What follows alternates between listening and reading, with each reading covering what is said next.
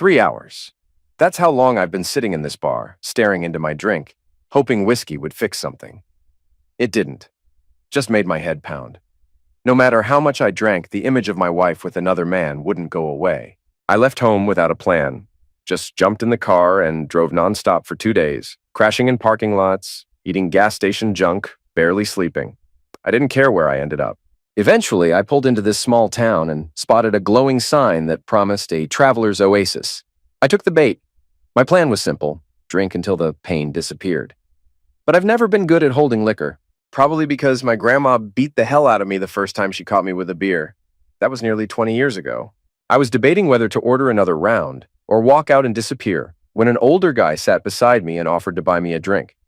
I gave him a sharp look, just to be sure he wasn't hitting on me. He smiled.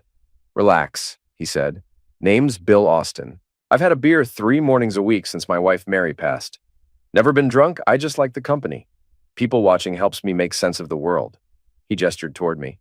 "Like you, sitting alone, drinking whiskey and beer. I figured it was either heartbreak or disaster. Something about you made me want to ask." Turns out Bill wasn't a creep, just a lonely man looking to talk. He invited me to his booth, and I followed, too tired to care and too messed up to keep it all inside. "Ben Chase," I told him as I sat down with a double shot and a beer. "From Chester, Pennsylvania. No clue how far that is from here." "You're in Dayton, Indiana," he chuckled. "I live nearby, born and raised here. My wife passed a year ago, but enough about me. What brings you here?" I hesitated, but then gave in. I needed to let it out. I could say I ran because my wife cheated, but it's deeper than that. If I don't explain everything, it'll just sound pathetic. So let me start from the beginning and stop me if it gets confusing. He nodded. "Go ahead." "I'm listening." I downed the shot, chased it with a sip of beer, and began. I grew up in Weirton, West Virginia. My dad, Howard, worked at the steel mill, shift foreman, reliable, steady. He was an orphan, entered the system at 7, never adopted. When he aged out, all he had was a cardboard suitcase and $20.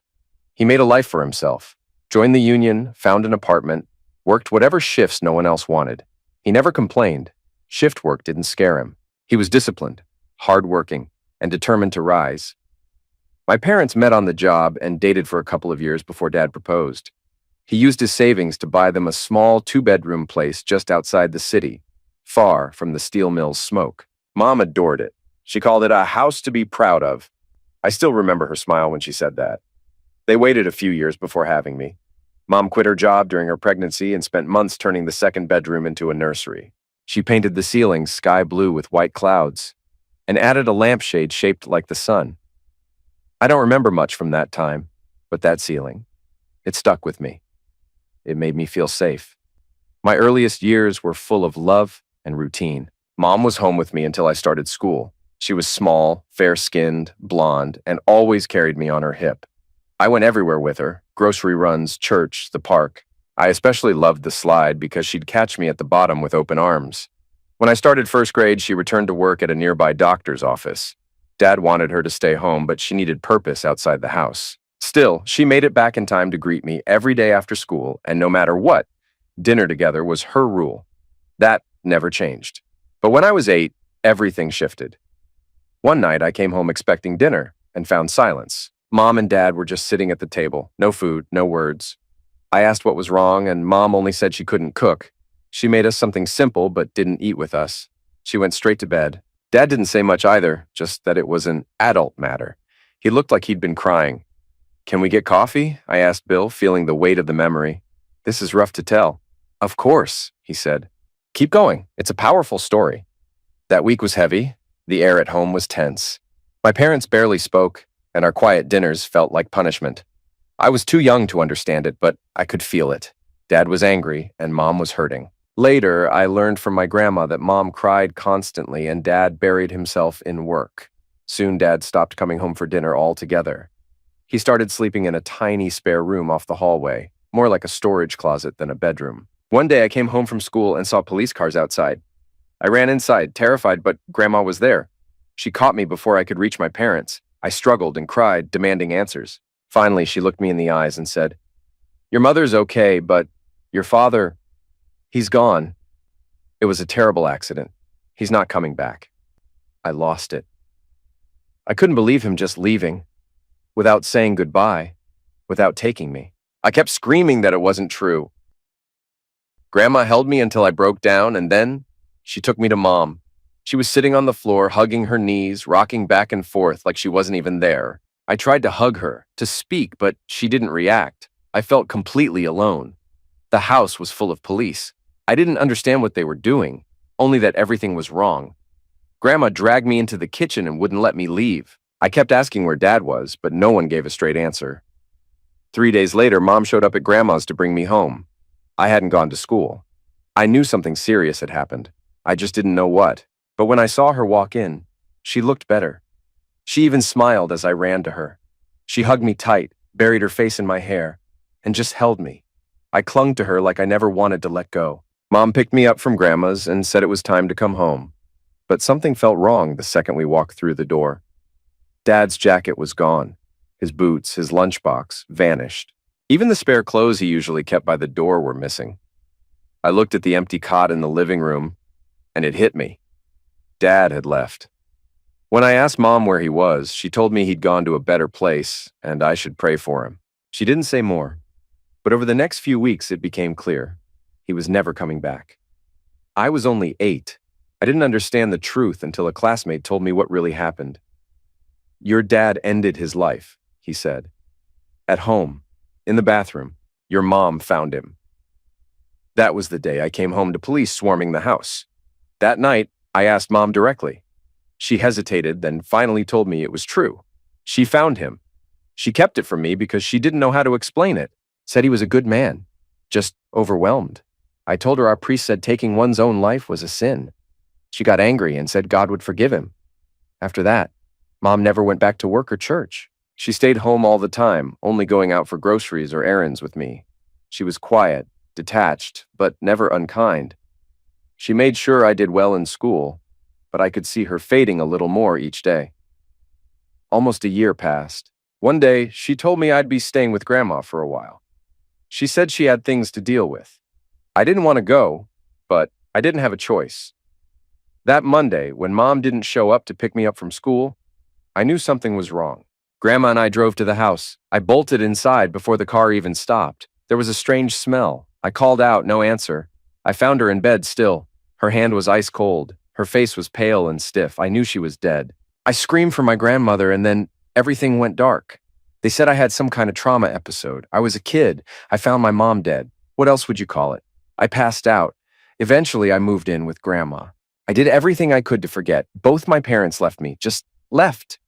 But Grandma, she didn't. She kept me busy, didn't let me fall into the pit. She raised me the best she could. I turned out mostly okay. For my 18th birthday, she gave me an old car to fix up. Best gift I'd ever gotten. I was working on it all day when she called me inside and handed me something unexpected. "A letter from your mother," she said. She wrote it before she died. Asked me to give it to you today.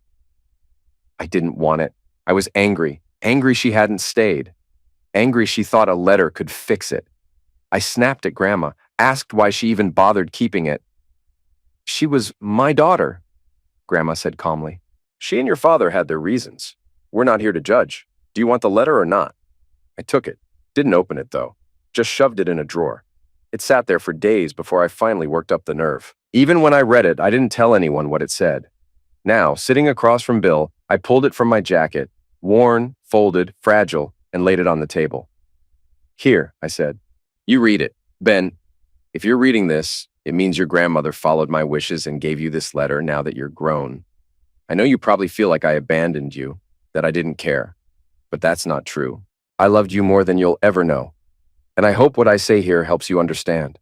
You were too young back then to know the truth. I loved your father deeply, but I made a terrible mistake that broke his heart. At the doctor's office where I worked, I met a terminally ill man. He had no family, no friends, just loneliness and pain. We started talking during his appointments. I told him about you and your father, about our life. One day, he invited me to lunch. I agreed, thinking it was harmless, but it didn't stay innocent. I ended up going to his house, and we slept together. It was wrong, and I knew it. But in that moment, I convinced myself I was giving comfort to a dying man. He wanted to keep seeing me. At first, I said no. But then I gave in, thinking I was offering him a little happiness in his final days. I never loved him. I only felt pity. Still, what I did was a betrayal. Eventually, the guilt was too much. I confessed to your father, hoping honesty would matter more than the mistake. But it didn't. Howard couldn't forgive me. He grew cold and distant. I didn't realize how much I'd hurt him, how deeply his trust had been broken. I hoped time would heal things if I just stayed and tried harder.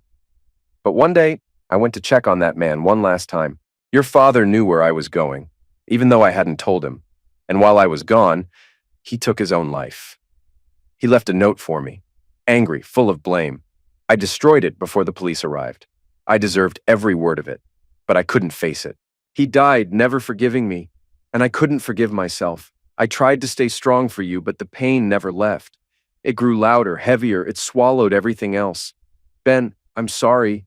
I wanted to be there for you, to raise you, to watch you grow, but I couldn't. I was too broken. I became afraid that my sadness would damage you the same way it destroyed your father.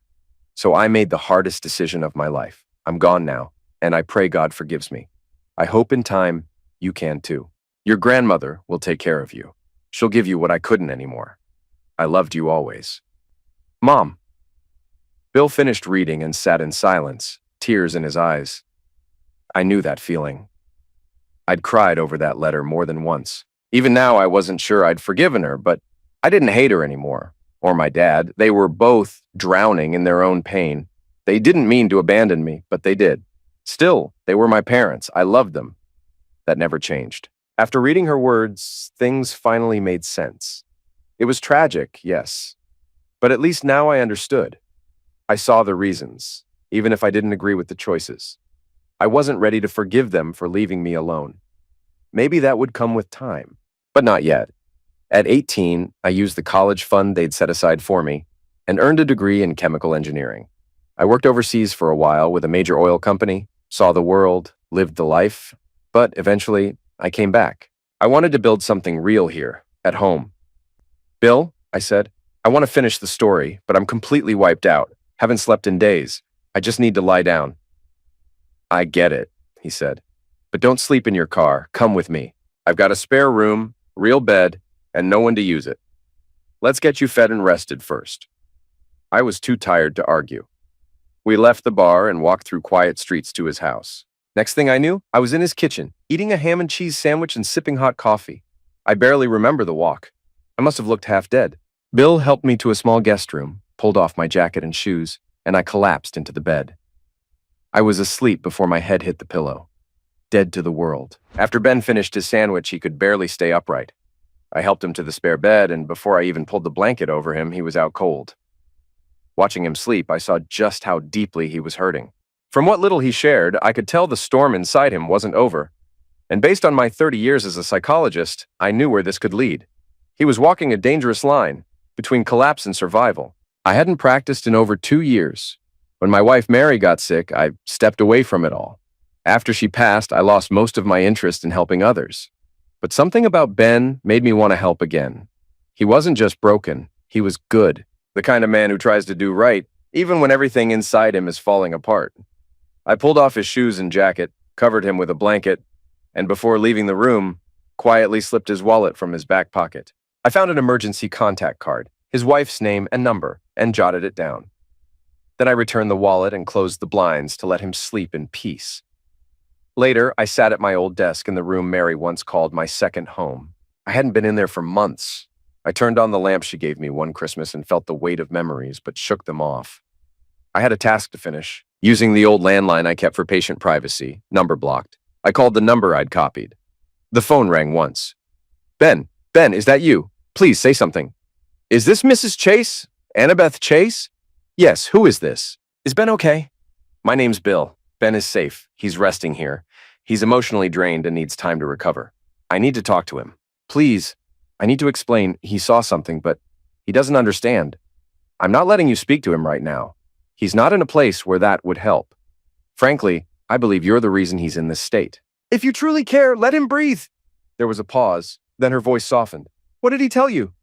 Let me ask you something first. Do you know anything about his parents? How they died? No. Just that it was an accident.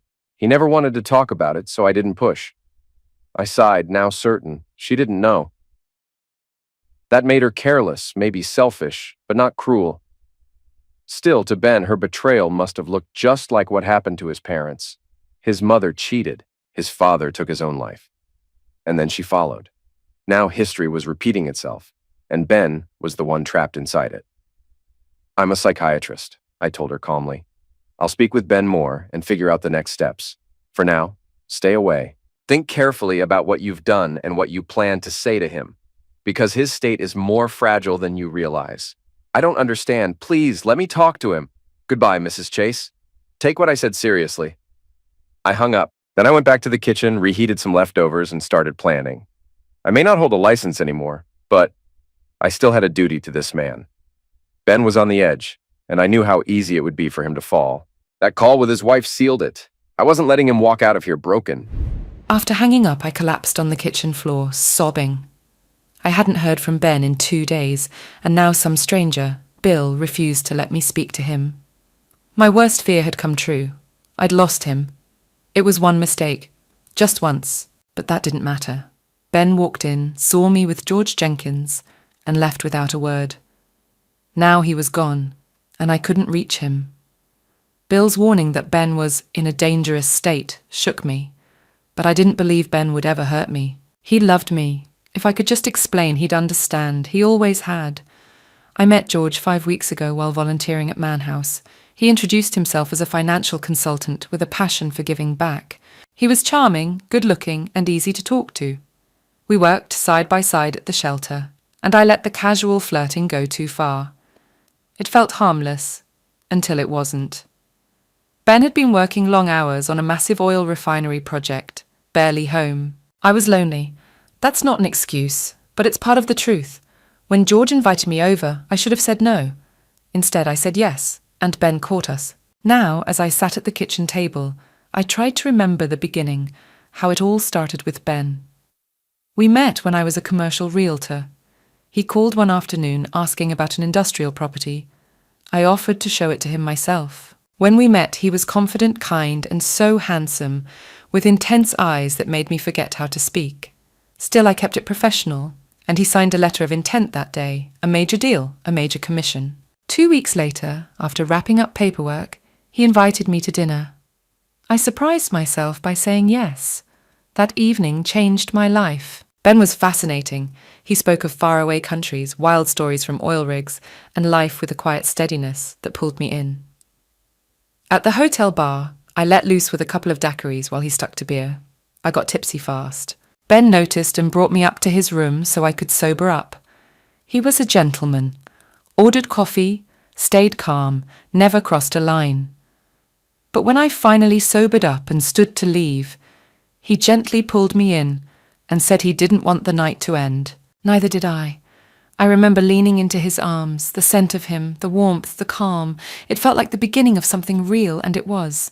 Now, thinking about those memories, the good we had, I broke again. I buried my face in my arms and wept at the kitchen table. I had destroyed the best thing in my life, and I didn't know if I'd ever get it back. I woke up in a strange bed, disoriented. The room was quiet, blinds drawn, and the only sound was my own breathing. It took me a moment to remember where I was and why. The pain was still there, sharp and heavy. I shut my eyes and tried to imagine something peaceful. A beach, waves, sunshine. But all I saw was Beth, and that man. I bit my lip hard, using the sting to drown the memory. It worked for a while. Eventually, I drifted off again. Morning light crept in through the blinds the next time I opened my eyes. I smelled coffee and peeled myself off the bed, body aching but less broken than the night before. I found the bathroom, cleaned up, and even took a quick shower. The hot water felt like a reset button. Freshly scrubbed, but still in yesterday's clothes, I made my way to the kitchen. Bill was already there with a mug of coffee. He handed it to me without a word. I took a grateful sip. I hope I didn't say anything stupid last night, I said, still unsure how much I'd shared. You were fine, he replied. You started opening up about your parents. It hit you hard. I just brought you here, fed you, and let you crash. I nodded. I feel way better now. Thanks for all this. I'm sorry if I dumped too much on you, especially someone I just met. He smiled. Actually, it's kind of what I used to do. I'm a retired shrink. You're the most interesting thing that's happened around here in a long time, I smirked. Well, I appreciate it. but I don't want to overstay. Just tell me where my car is, and I'll get out of your way. Or, he said, you can stay, eat some breakfast, and finish your story. I really want to hear it. I hesitated, but the smell of bacon convinced me. And honestly, I had nowhere else to be. We had a full spread: eggs, bacon, toast, hash browns. It was the best meal I'd had in a long time. Afterward, I helped clean up and followed him to a cozy room he called his office. Leather chairs, wood furniture, a warm space. I felt safe there. I sat down, took a breath, and tried to remember where I'd left off. You mentioned graduating in chemical engineering and traveling a lot for work, Bill reminded me. Right, I said. I tucked my mother's letter back into its worn envelope and slid it into my pocket. That was my life. I managed refinery construction projects up and down the East Coast. I liked the job. Tough, fast-paced, and it paid well. I was good at it. That's when I met Beth, Annabeth Foster. She was a realtor. We met during a deal. After a few weeks, I asked her out. 6 months later, I proposed. We got married in 1997 and settled in Chester. Or at least, we did until everything unraveled. I paused, reaching for my coffee, but it had gone cold. I poured a fresh glass of water instead, needing something neutral to help calm the bile rising in my throat. My job meant I was on the road a lot. Sometimes I stayed overnight near job sites instead of driving back, especially if I had to leave again the next morning. Beth never loved it, but she knew from the start this was how it worked. Lately, though, she complained more. I tried to cut back, but it never seemed enough. I stopped again. Talking about her made my anger spike. I took a moment to cool off before continuing. We talked about kids, but it was never serious, Beth said to maybe someday. But I could tell she didn't mean it. Honestly, I didn't either. Our relationship was built on chemistry and connection. We'd been lovers since day one. It was good, until it wasn't. I looked over at Bill, who hadn't said a word. He just nodded, quietly urging me on. I know I'm rambling, I said, but I'm getting there. It's hard. Every time I get close to that moment, it all floods back. Take your time, he said. I'm listening. And I kept going. Ben was starting to unravel as he neared the part of his story that led him to run. Up until now, I hadn't needed to guide him. He had a gift for telling his truth his way. But now the weight of it all was written on his face. Let's pause for a bit, I suggested. I've got some sweet tea. We'll walk the yard, clear your head. He gave me a puzzled look. Why? You think I'm lying? No, not lying. But stress can twist memories, make us say things we don't fully mean. He hesitated, then nodded. Yeah. Okay. Break. We stepped out onto the back deck, glasses of tea in hand. The trees behind my house swayed in the September breeze. We didn't speak at first. Just let the quiet do its work. Eventually, Ben asked a few questions about me, and I answered truthfully. It felt like the right time to give him some space to breathe. After about 10 minutes, we went back inside and sat at the kitchen table instead of the office. Less pressure. I could see in his eyes he was ready to continue. I kept asking myself how I let this happen. I had everything with Ben. Real love, not the fleeting kind. Even during fights, I never stopped loving him. I always believed he felt the same. But now, after what I did, I wasn't sure anymore. The look on his face when he found me with George still haunted me. Pure pain and disbelief, and I couldn't forget it. George and I had been harmlessly flirting while volunteering at Manor House. He was light, playful, and I convinced myself it didn't matter. He'd brush my hand too long, stand too close, and I let it all happen. I liked the attention, but I never intended for it to become real. But that Wednesday, during a break, everything shifted. He kissed me, and I kissed him back. Just for a moment. It felt good, too good. Then shame hit like a wave. I backed off, tried to speak but couldn't. Instead I ran. I grabbed my things and left, barely able to drive home. I stood under the shower for what felt like forever, hoping to wash away the guilt. I hated myself for crossing that line.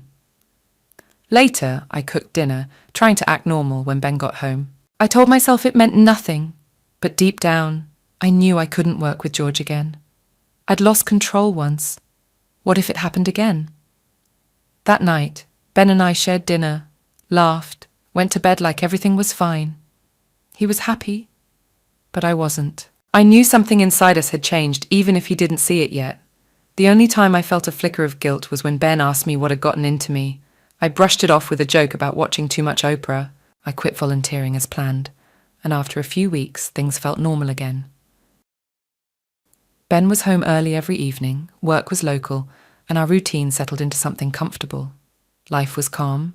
I was happy. The whole thing with George faded into a hazy memory, one I almost found amusing. I even started dreaming up safe hobbies to fill my time. A garden, maybe. Something close to home. Then Ben mentioned he had to go to Ambridge for work. I reminded him we had dinner plans with our friends, Roger and Stacey. His response? Cancel it. No apology, no explanation, I lost it. It felt like old patterns were creeping back and I snapped. I called him an insensitive bastard, burst into tears and ran to the bedroom, heart pounding. He left for work. I stayed home, fuming, and threw myself into my latest project, a goldfish pond.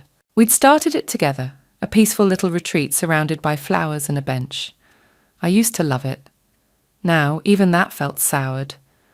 I told myself we'd talk it out when he got back. Maybe I was being selfish, but I needed to be a priority too. Bill was right. Fresh air and movement did wonders.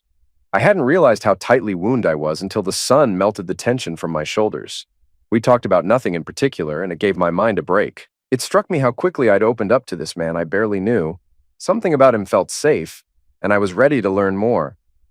So, Bill, were you married long? 42 years? Mary and I met in college, got married in 61. She taught school here while I opened a practice in Dayton. We had our little vacations, but this was always home. How did she pass, if you don't mind me asking? Cancer, a year ago. She died in her sleep, right beside me. I knew the moment I woke up. He drifted into thought. We walked a while longer in silence before heading back inside. Back at the kitchen table, I picked up where I left off. Beth and I had always been close, even adventurous. Intimately, we connected well and weren't shy about trying new things. That part of our marriage was strong. The one sticking point, my work trips. I didn't travel constantly, but when I did, Beth hated it. She hated being alone. I understood that, but sometimes staying overnight was just more practical. One morning, I got a call. Serious issue on a project. I had to drive out and negotiate with a contractor to keep us on schedule. I forgot we had dinner plans that night with friends. Beth was furious. She saw it as me choosing work over her again. She blew up, accused me of doing it on purpose, and stormed off in tears. I was angry too and didn't go after her. Instead, I went to the office and spent hours making calls, trying to fix things without leaving town. I pushed hard, negotiated like hell, and by 11:30 a.m., I had sealed the deal. The problem was solved. The project was back on track. I was proud of the outcome. I picked up the phone to tell Beth, then paused. Instead, I left the office, found a florist, and bought her a beautiful bouquet. If I was going to apologize, I wanted to do it right, with flowers and in person. I was sitting by the pond, watching goldfish flicker like sparks in the clean water. The new filter Ben had installed was working perfectly. It was peaceful until I heard someone behind me. I turned. It was George. George, what are you doing here? I knocked. No one answered. I remembered you mentioning the pond, so I came around back to check.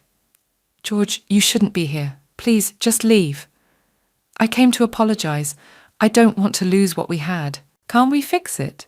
There's nothing to fix. Please go. He didn't listen. Instead, he sat beside me, took my face in his hands, and looked into my eyes. I'm not leaving until you forgive me. Before I could stop him, he kissed me again, and I let him. I kissed him back. Then he stood, pulled me up and whispered, "Let's go to the bedroom. Let me show you how much I want you." I didn't resist. I took his hand and led him upstairs, into the bedroom Ben and I shared. For a split second I thought of my husband, but I pushed it away in a wave of resentment. I wasn't thinking. There was no love, only raw desire. In that moment Ben didn't exist, only George did. Then came the noise, the sound of the bedroom door creaking, and there was Ben. I was driving home with a plan, flowers, an apology, and a promise to put Beth first. Work could wait. I needed her to know she mattered most. When I pulled into the driveway, I noticed an unfamiliar Range Rover parked out front, but didn't think much of it. Neighbors had guests all the time. Inside, the house was quiet. I figured Beth was in the spare room working on her charity crafts. I tiptoed upstairs, flowers in hand, hoping to surprise her. But then I heard noises from our bedroom. I froze. My heart started pounding. I moved toward the door and looked inside. What I saw shattered me. Beth in bed, with another man. I stood there, flowers trembling in my hands. I didn't recognize him. I didn't need to.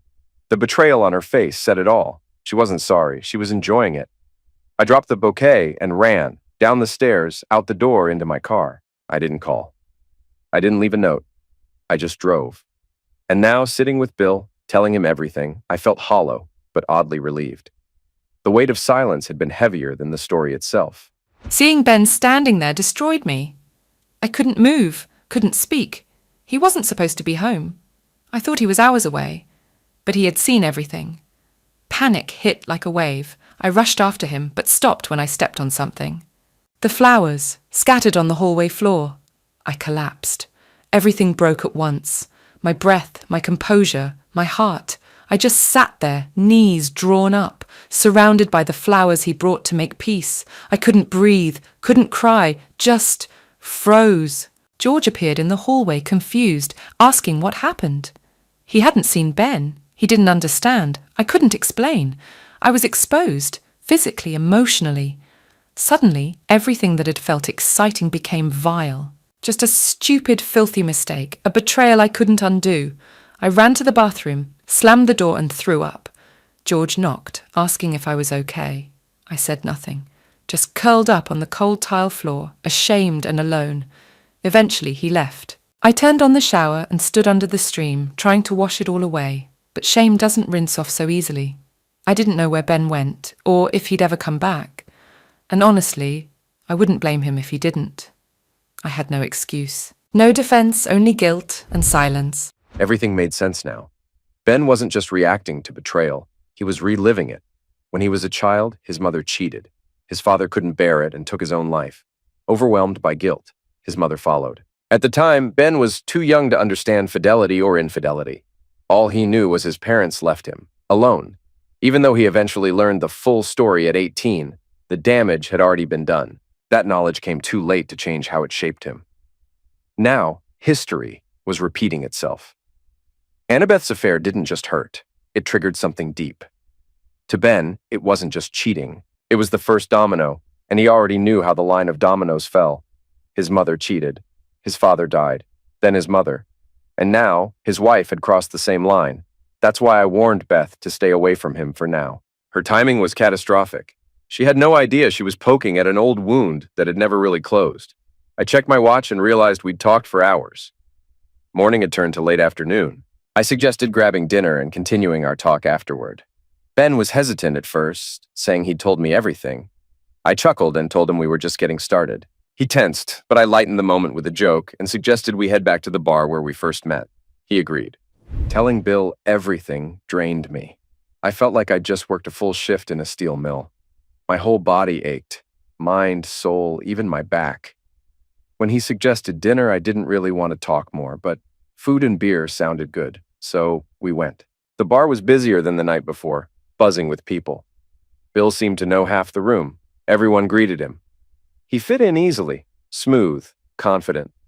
The kind of guy who doesn't pretend to be anything but exactly what he is. We grabbed a table and ordered burgers, onion rings, and cold beer. I started to relax. Then I noticed a woman walk in. She looked around and took a seat alone at the bar. Polished, attractive, about my age, definitely not one of the working girls I'd seen being flirty earlier. A few guys tried to chat her up. She turned them all down. Something about her intrigued me. Then I noticed a man on the other end of the bar watching her. He didn't approach. She gave him a slight nod, got up, and walked toward the back. He followed. Curious, I told Bill I was heading to the restroom and slipped behind them. In the hallway, I spotted them just before they disappeared. She reached out, touched his cheek, whispered something, and then walked back. I saw a wedding ring on her finger. He dropped money on the bar and left. A minute later, she followed. And that's when it hit me. She was married, and I had just watched her sneak off to meet her lover. Suddenly, I wasn't just observing. I was reliving it. The betrayal, the gut punch of it, surged up inside me like a wave. My chest tightened. My hands shook. All the rage I felt the night I found Beth came back stronger than ever. I rushed outside, barely made it to the curb before vomiting up everything I'd eaten. My body convulsed. I couldn't breathe. I was drowning in anger. Then I felt Bill's hand on my back. "Don't fight it. Let it pass. Just breathe." His voice cut through the noise. He kept repeating it, calm, steady. Not the words, but the tone helped. I focused on his voice, and little by little, the fury lost its grip. My body started to calm. I leaned against the wall, wiped my face, and managed to speak. "I'm okay now," I said hoarsely. "Sorry I freaked you out." Bill looked at me gently. "Can you tell me what triggered it?" I nodded. There was this woman, beautiful, classy, not a working girl. I watched her meet a man secretly, then both of them left. She had a wedding ring. That was enough. It was like seeing my own life replay right in front of me. Bill said nothing but seemed to understand more than he let on. Maybe he knew her, maybe not. Either way, he nodded slowly. Then he said, "Let's go home." And we did. After hearing everything Ben had been through, I knew I'd been right from the start. He was dangerously close to snapping. The look in his eyes before he bolted from the bar told me everything. If he'd found that couple, there's no doubt he would have acted on his rage. The trauma from his past wasn't just affecting him, it was steering him. And without intervention, something awful was bound to happen. By the time we got back to my place, he was calmer, but only on the surface. He'd taken 2 emotional blows in just a few days. I could see him cracking, inching towards something desperate. He couldn't see it himself, but I could. I had to step in. I was still waiting to hear back from the man who called and said Ben was with him and that I shouldn't speak to Ben yet. I didn't agree, but with no way to contact them, I had no choice but to wait. I'd already quit Manor House. George kept calling and I finally told him to stop. When I told him Ben had caught us, he was stunned. Then had the nerve to ask if I wanted to see him again. I hung up. That man's question about Ben's parents haunted me. Why did it matter so much? All I knew was what Ben once mentioned. They died in an accident, but now I wasn't so sure. I decided to call Pearl, Ben's grandmother. She might know more. She answered. We weren't close. Pearl was always polite but distant. Ben was her world, and she didn't have much to offer anyone else. Still, I asked about Ben's parents. Her reaction was strange. She immediately asked where Ben was. When I said he was away on business, she didn't believe me. Then came the question that hit hard. What did you do to make him leave? I denied it, but she wasn't buying it, so I told the truth. Everything. When I finished, she stared at me in silence and then said, You better listen, because you've opened a door that can't be closed. She told me the truth. Ben's father took his own life when Ben was 8, after finding out his wife, Pauline, had been unfaithful. Pearl believed he left a note, but Pauline destroyed it. A year later, unable to live with the guilt, Pauline wrote a letter to Ben explaining everything, then ended her own life. Ben was 9. He found her body. I was stunned. How could they do that to a child? Then it hit me. I had just repeated his mother's mistake. I cheated on Ben, just like Pauline cheated on Howard. The parallel was devastating. I looked at Pearl, understanding what she meant. What have I done? I whispered. Pearl nodded. Ben grew up angry and abandoned. He never forgave them. Even when he learned the truth, it didn't change how he felt. And now you've done the same thing. Everything made sense. That stranger must have known. Ben must have told him. He warned me to stay away, and now I understood why. Bill had wanted to speak with me again that evening, but I couldn't. Not yet. Something inside me was breaking. Maybe it was just everything finally piling up. I wasn't even angry with Beth anymore. She didn't deserve my rage. She was just like so many others. A cheater. Nothing special. Just another woman who threw everything away for a moment of pleasure, like my mother. And just like her, Beth destroyed our marriage. But I wouldn't do what my father did. I wouldn't collapse and run. I'd face it. I'd make sure she paid for what she'd done. Ben was too quiet, too still. I tried a few times to spark a conversation, but he seemed closed off. It worried me more than if he'd been ranting. Still, I couldn't force him. Maybe after a night of rest, he'd be more open. When he said goodnight, I felt a slight sense of relief. Tomorrow we could talk.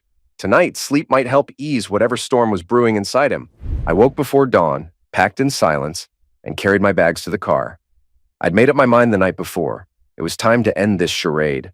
I needed to go back to Chester and confront Beth. She had to answer for what she did. The decision gave me a strange sense of peace. I didn't tell Bill. I knew he'd try to stop me or talk me down. Instead, I left a note with my address so he could send me a bill for his help. It was the least I could do. Just before 6 a.m., I was gone. As I hit the highway and set the cruise control, I mentally mapped out my next steps. This couldn't drag on. I needed to hit hard and fast before she had time to spin lies or manipulate the truth. I wanted her to feel it, to feel what I felt. Maybe she'd finally understand. Though honestly, I doubted she was capable of that kind of feeling. If she was, none of this would have happened. I drove straight through, barely resting, reaching Chester in under 2 days. I used my phone to request 2 weeks leave from work, gave my team the instructions they needed, and made a few quiet calls to get things moving. I booked a room at a nearby Holiday Inn, close enough to monitor her without tipping her off. She had no idea I was back. That's how I wanted it. I wasn't going to repeat my father's mistake. He turned his pain inward. I wouldn't. This time, someone would answer for it. When I found Ben's note and realized he was gone, I knew I had to call his wife. Something felt wrong, not for Ben, but for her. His words suggested he wasn't planning on hurting himself, but I feared what he might do to her. I grabbed her number and made the call. She picked up right away. Ben? Is that you? No, it's Bill Austin, the man who called you before. I need you to listen carefully. Oh, right. Yes, of course. Is Ben there? Can I talk to him now? Please, I need to speak to him. Mrs. Chase, listen to me. Ben's gone. He left this morning and said he was going to set things right. I think he meant what happened with his father. He's convinced his dad was wrong to take his own life, and that he should have dealt with the person who betrayed him. I'm worried he's going to take that path with you. The line was silent for several moments. I could only hope my words made it through. Mr. Austin, I appreciate your concern, but Ben would never hurt me. That's just not who he is. He's kind, patient. He'll come home and hear me out. He's not violent. Please don't underestimate the pain he's in. He's not thinking clearly. Thank you for taking care of him, but I'll be okay. Goodbye. She hung up before I could say more. She didn't believe she was in danger, but I did. Without proof, the police couldn't help. I'd just have to hope she was right and check in again soon. No matter what anyone said, I knew Ben wouldn't hurt me. Yes, his parents died tragically, but that wasn't who he was. He wasn't his father. And what happened with George? It wasn't really cheating. Not in the full sense. It was a mistake. A stupid, selfish mistake. But just that. And Ben was patient, understanding. He'd forgive me, I believed that. I'd already decided never to let anything like that happen again. And I'd make sure everything was perfect for his return. I stocked the fridge with pizza and beer, his favourites. I planned to greet him looking my best. I wouldn't blame him for anything. Not yet. I'd keep it simple. Admit I messed up, show I was sorry, and give him space to respond. Ben wasn't cruel. I knew him. We'd get through this. He just needed to see how much I still loved him. I closed out the old accounts, transferred the funds into a new bank under a different name, and withdrew $5,000 in cash. I sealed the money in an envelope and dropped it in a specific P.O. box, just like J.D. Peterson instructed. We'd never met face-to-face, which suited me just fine. He had his instructions, the time, place, and all the materials he needed to finish the job. We were both on the same page. With my errands done, I stopped at a roadside diner for lunch. It was just past 11:30 when I called Peterson. When he answered, I let him know the cash had been delivered and everything was ready. He wished me luck and promised to call my new number once it was done. I reminded him, show up at the house exactly at 8 p.m. so I'd know when the job was complete. He confirmed, reassured me again, and we ended the call. I asked the waitress for my coffee to go and stepped outside. My next stop was Mexico. The goal was to leave the U.S. before nightfall. I'd booked a flight to Phoenix and planned to cross the border at Nogales, just south of Tucson. I needed to be out of the country by 8 p.m., beyond the reach of U.S. courts, unreachable in a new life. I had a contact down there with a job lined up. No frills, no spotlight, just enough to live. I didn't need comfort. I needed peace. I was ready to disappear. No attachments, no more Beth. I glanced at the clock. 7:30 p.m. Only a minute had passed since the last time I checked.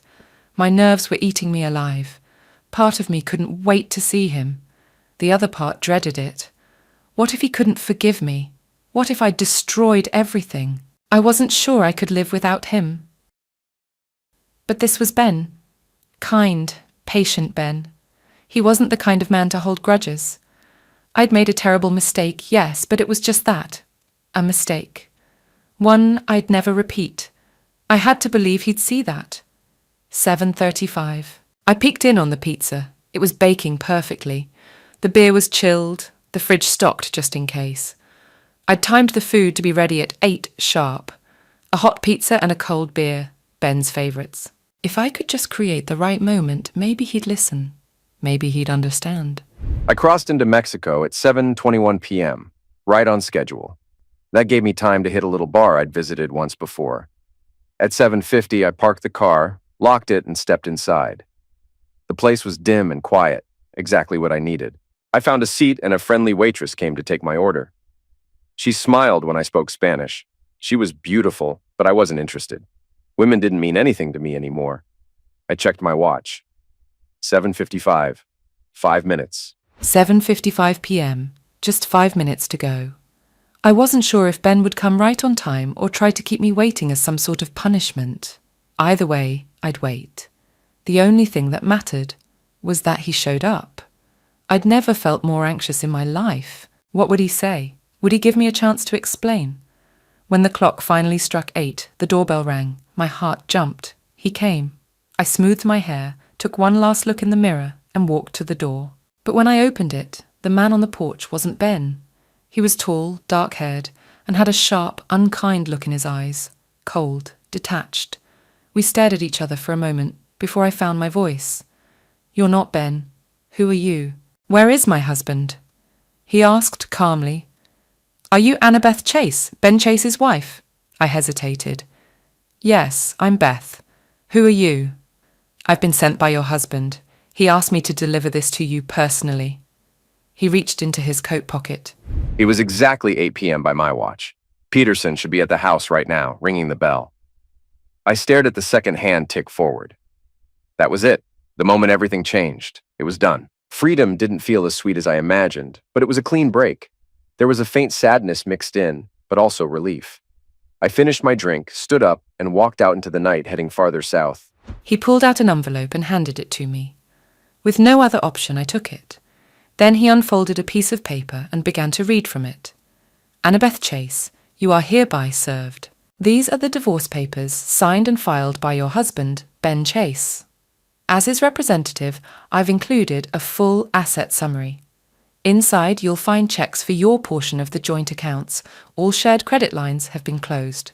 The house, titled solely in Mr. Chase's name, is on the market. Upon sale, half the proceeds will be yours after mortgage and closing deductions. The vehicle registered in your name remains your responsibility." His voice was cold, professional. I heard the words, but they didn't register. I was frozen. Ben had filed for divorce, without even speaking to me, without a word. "This isn't fair," I whispered. "Where is Ben? Please, I just need to talk to him. This was one mistake. One moment. It didn't mean anything. Please." My knees gave out and I sank to the floor. He said nothing more, only turned to leave. Just before walking away, he paused and told me there was a business card in the envelope if I needed to reach him. Then he was gone. I stood slowly, clutching the envelope, and walked back into the house that no longer felt like mine.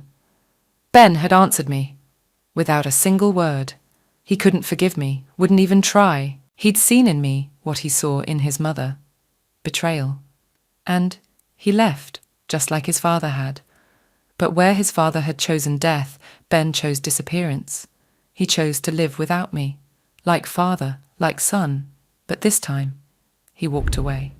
Weeks have passed since Ben vanished across the border. I haven't heard from him, and truthfully, I don't expect to. He left no trail, no goodbye, just that quiet note and a manila envelope full of heavy truths. Annabeth reached out once more after everything settled. She asked if I thought Ben would ever come back. I told her the only honest thing I could. He already has. Just not to you. You see, Ben didn't just leave a marriage behind. He left behind a legacy of pain, a cycle passed from father to son, mother to child. But unlike his father, Ben made a different choice. He didn't let betrayal break him entirely. He let it set him free. I think about him often. I wonder if he's found peace, working quietly under a different name, maybe on some distant oil rig where no one asks questions. I imagine him rising with the sun, hands calloused from honest work, heart still heavy, but no longer bleeding. As for me, Ben reminded me what I'd forgotten after Mary passed, that people still need help, still deserve to be heard. He pulled me back from the brink, just as I tried to do for him. In a strange way, we saved each other. Pain doesn't vanish, not entirely, but it can be survived. Ben's story wasn't about revenge. It was about release, about letting go of the ghost that tried to define him. He walked away not because he was weak, but because he was finally strong enough. And somewhere out there, I hope he's living a quiet life under a big sky, looking forward instead of back. That's the ending he earned.